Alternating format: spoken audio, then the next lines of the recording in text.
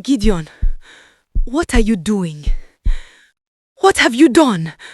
Oh my goodness! Oh my goodness, what is this? Pastor Gideon!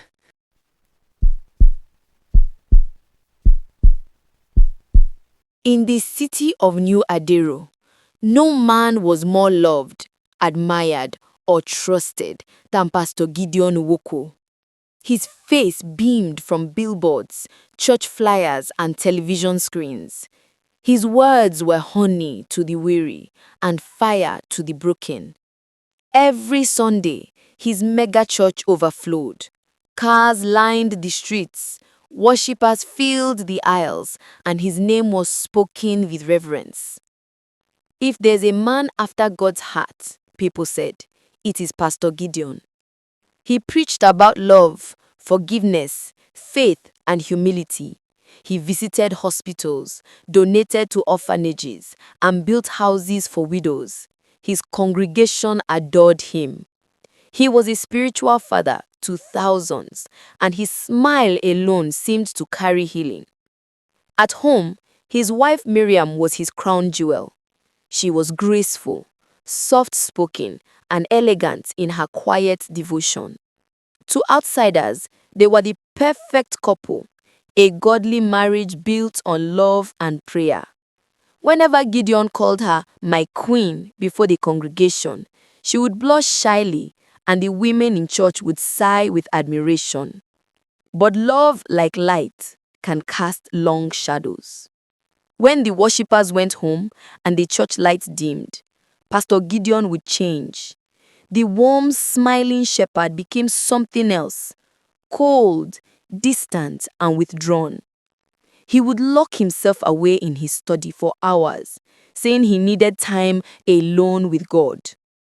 Only it wasn't God he met there. Behind his mansion stood a small, windowless room no one but him was allowed to enter. It looked like a storeroom from the outside, but inside, its walls were lined with strange carvings. Candles of black and crimson melted slowly into puddles of wax on the floor. And at the center of that room was an altar of stone engraved with symbols no Christian should know, symbols that hissed when touched. That was where Pastor Gideon prayed, not to God, but to something older, darker, and hungry. He had not always been that way. Years ago, before the fame and luxury, Gideon was a struggling evangelist, preaching in dusty streets and sleeping on church benches. He had cried to God for help, but heaven had stayed silent. Then one night, as he prayed in despair, a stranger approached him, a man dressed in black, with eyes that gleamed like wet coal. "I can make you great," the stranger had whispered, "but greatness has a price." Gideon never forgot those words. That night, he made a pact, a secret exchange of light for power. The next week, money began to flow. His sermons went viral. Miracles followed him like a shadow. But so did death. Each time Miriam became pregnant, she lost the baby before the 3rd month. Doctors said it was natural causes. Gideon comforted her, but deep inside, he knew the truth. Each miscarriage was a sacrifice, a payment demanded by the spirits he served. He pretended to mourn, but afterward, he would sneak into the hidden room to bury the tiny remains beneath the altar. He told himself it was necessary. He told himself it was God's mysterious way of testing him. But the deeper he went, the less of himself remained. The night of revelation. It was a stormy night when Miriam's eyes were finally opened. Thunder rolled across the sky like the voice of judgment. She awoke past midnight and noticed Gideon's side of the bed was empty. The rain lashed against the windows, but faintly, she saw a flicker of light through the crack beneath the forbidden room's door. Her heart began to race. He had forbidden her from ever entering that room. "It's where I meditate," he had said. "God speaks to me there." But something in her soul pushed her forward that night. Barefoot and trembling, she crept through the dark hallway. The closer she got, the stronger the smell became. A strange metallic stench, like blood mixed with incense. She pressed her ear against the door. What she had froze her blood. It was chanting, a deep, guttural sound that made her skin crawl. Her hand shook as she slowly pushed the door open a crack. And there she saw what no wife should ever see. Gideon knelt before an idol, a hideous figure carved of black stone, its mouth wide and sharp like a serpent's grin. Around it were bowls of blood and feathers, melted wax, and the bones of small creatures. Gideon was naked, except for a red garment wrapped around his waist. His eyes glowed with feverish devotion. And on the altar lay something wrapped in white cloth. Something small. Miriam's heart shattered the moment she recognized it. Her unborn child.